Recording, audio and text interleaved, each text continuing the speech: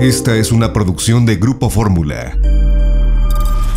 Ayer, sino que la Fiscalía de la Ciudad de México había abierto por noticia criminal, por conocer de un hecho públicamente constitutivo, probablemente de delito, una carpeta en contra de una persona señalada en esa nota criminal. Es notoriamente Andrés Ruemer, y debido a esto pues se abrió una carpeta de investigación. Se ha hecho por parte de la Fiscalía la intención pues de pedirle a la víctima de inicio que pudiera denunciar ante las autoridades, cosa que no sabemos si ya sucedió. En consecuencia, que el resto de las personas que han hablado sobre el tema públicamente, ya sea en ese espacio o en sus redes sociales, pues se sumen a esta denuncia. Laura Borbolla, precisamente ella es la encargada de esta investigación, es la Coordinadora General de Investigación de Delitos de Género y Atención a Víctimas de la Fiscalía de Justicia de la Ciudad de México. Laura, muy buenos días. Buen día, Laura. Hola, ¿qué tal? Buenos días, Manuel, Ciro, un gusto. Buenos días a toda la audiencia. Entendiendo, pues sí, venga, sí. Efectivamente, como le acaban de referir, la semana pasada, derivado de algunas publicaciones en redes sociales, tuvimos conocimiento de la posible comisión de algún hecho ilícito a cargo del señor Andrés Ruemer en agravio de varias mujeres. Derivado de esto, entonces, la coordinación de manera oficiosa inició una carpeta de investigación para darse la tarea justamente de contactar a las posibles víctimas de estos delitos de índole sexual que pudieran haber sido imputados al señor Andrés Ruemer. Y pues bueno, a partir del día de ayer ya tuvieron el acercamiento algunas de ellas con la institución y formalmente presentaron la querella correspondiente. Los delitos son de estos que se siguen a petición de parte, y entonces la denuncia en este caso pues no, es la querella que presentan las víctimas agraviadas. ¿Qué es esto de acercamiento con la institución, Laura? Que tuvieron ya un acercamiento con la institución. Fueron entrevistadas, rindieron su entrevista, su declaración, se le da participación a los peritos en materia de psicología. Se hace obviamente un trabajo interdisciplinario, además del acompañamiento de ellas como víctimas en términos de la necesidad de hacer el empoderamiento de las víctimas de este tipo de delitos. Hace un acompañamiento con las áreas correspondientes que tenemos en la Fiscalía General de Justicia de la Ciudad para empoderar a las víctimas de este tipo de delitos. Y entonces, bueno, pues ya tenemos una versión más clara, digamos, hechos dichos directamente por cada una de las víctimas que son susceptibles de investigación, ya formalmente por el agente del Ministerio Público, con muchísima mayor claridad respecto de lo que teníamos, que era una generalidad, y que, bueno, teníamos que estar corroborando y buscando justamente que las víctimas se acercaran pues para tener entonces esa imputación directa en contra del posible sujeto activo de los ilícitos. Habla en plural, eso quiere decir que fue más de una víctima. Sí, de hecho, derivado de las publicaciones en redes sociales se detectaron que eran varias víctimas. Formalmente tenemos ya iniciada la carpeta de investigación con que acudieron 2 de ellas. Tenemos citadas en estos días a otras víctimas por la naturaleza de los hechos, por las circunstancias de la condición y demás. Pues obviamente nosotros tenemos la obligación de reservar los datos, nombres y número de personas. Pero son 2, o sea, ya hay 2 carpetas, Al momento, dos mujeres, carpetas, y nos dice que podrían ser más.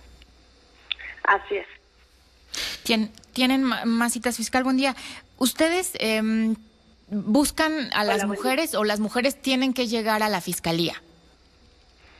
Pues es de las dos maneras. Cuando iniciamos la carpeta de investigación de manera oficiosa, nosotros le solicitamos a la Policía de Investigación que se diera la tarea de estar buscando datos de contacto de las víctimas que habían hecho las denuncias a partir de las publicaciones en redes sociales.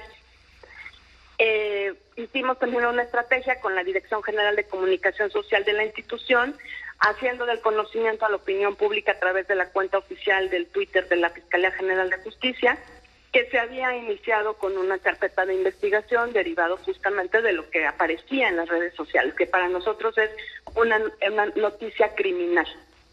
Es en términos generales como se inició la primera carpeta de investigación, y derivado justamente de estas circunstancias, digamos, de la publicación oficial de decir que teníamos iniciado una carpeta de investigación por posibles hechos sin tener precisión de víctimas reales, directas, etcétera, aunque en las redes aparecían nombres y ciertos datos, pero no las teníamos ubicadas.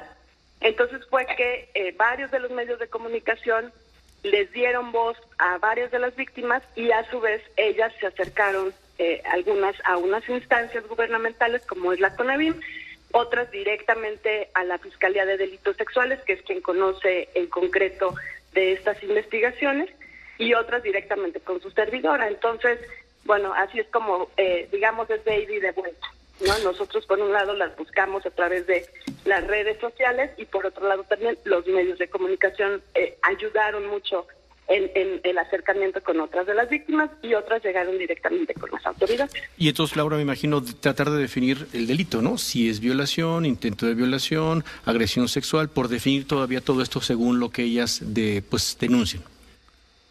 Sí, cada una de ellas refiere o relata ciertas circunstancias que hacen que se pueda diferenciar entre un acoso sexual, entre un abuso sexual, entre un abuso sexual agravado o bien una violación. Es decir, justo es la materia, digamos, que tiene el Ministerio Público de generar los elementos de prueba necesarios para que al momento en que se tenga que realizar la judicialización ante juez, claro, pues entonces cada uno de los hechos sea clasificado técnica y legalmente, jurídicamente, como corresponde, y cada uno de estos delitos pues tiene una penalización diferenciada que va pues de 1 a 3 años de prisión, de 1 a 7 años de prisión y así sucesivamente, porque la gravedad de los delitos pues va de menos a más. Ahora hemos escuchado, al menos en este programa, escuchamos cuatro testimonios, no sé si, y entendemos que usted no pueda dar los nombres, si ahí están 2 de las personas que ya fueron a denunciar y por los cuales ya se abrió la carpeta de investigación, pero hemos escuchado conductas de esta persona, del señor Ruemer, de hace unos meses, pero también de hace más de 10 años. Sí, pues efectivamente siguen vigentes. Se está todavía en tiempo legalmente perseguible, ¿o no? Sí. Exacto. Esto es uno de las materias que tiene el Ministerio Público. Tendríamos que conocer la relatoría directa de cada una de las víctimas para determinar si están o no prescritos los hechos cometidos en años, digamos, pasados. Pero en general, bueno, con independencia de que si pudiera caber esa posibilidad, es importante que declaren, porque entonces sirven de testimonio para efectos de acreditar el modus operandi de esta persona respecto de la comisión de los hechos ilícitos que no estuvieran prescritos. Es decir, todo ayuda para que el Ministerio Público tenga elementos de prueba respecto de la sustentabilidad de cualquier acusación, aunque sea de otras víctimas, que sí tengan vigente, digamos, los hechos. Hasta ahorita, las que han denunciado, los hechos están perfectamente en términos de la temporalidad para ser investigados y para ser procesados. Ahora, Laura, es por todo lo que nos dice prematuro pensar que Andrés Ruemer pudiera ser llamado a declarar. Sí, porque estamos en una etapa muy inicial de la investigación y normalmente la última fase es justamente poner de conocimiento al imputado respecto de los hechos que se le están atribuyendo. Lourdes. De estas 4 testimonios que hemos tenido aquí por la mañana, ayer justamente le pregunté a 3 de ellas si ya habían sido llamadas por la Fiscalía. Una en la noche me dijo que ya le habían llamado, pero bueno, no había presentado su declaración hasta ese momento. Y 2 más que fueron las que aseguraron haber sufrido violación sexual. Me dijeron que todavía no les había llamado la Fiscalía. Es muy probable que sean de las personas que tenemos pendientes nosotros de identificar sus datos de contacto. Yo les agradecería infinitamente que se contacten con su servidora a través del correo electrónico, a través de los teléfonos institucionales, incluso a través de ustedes si ya tienen el contacto y que nos lo puedan acercar. Es decir, que tengan la confianza en que vamos a investigar de manera profesional y objetiva todo lo ocurrido y les vamos a acompañar en este empoderamiento respecto de una situación como la que vivieron, porque lo que no es correcto es que se deje pasar porque sigue pasando. Bueno, y entonces es muy importante que nos apoyen en términos de sororidad para que otras mujeres no sean víctimas de este delito y las que ya lo hayan sido se empoderen y se acerquen a la autoridad para justamente combatir este tipo de conductas. Gracias Laura, gracias por la información. Laura Borbolla, coordinadora de investigación de delitos de género de la Fiscalía de la Ciudad de México. Gracias Laura. Gracias. El caso de Andrés Roemer y la voz de las autoridades de la Fiscalía de Justicia de la Ciudad de México. 2 carpetas de investigación abiertas por estos hechos. Y yo te diría, y sumando con la intención de ver quiénes más se acercan, se animan a declarar y bueno, se puede fortalecer esta investigación. Esta fue una producción de Grupo Fórmula.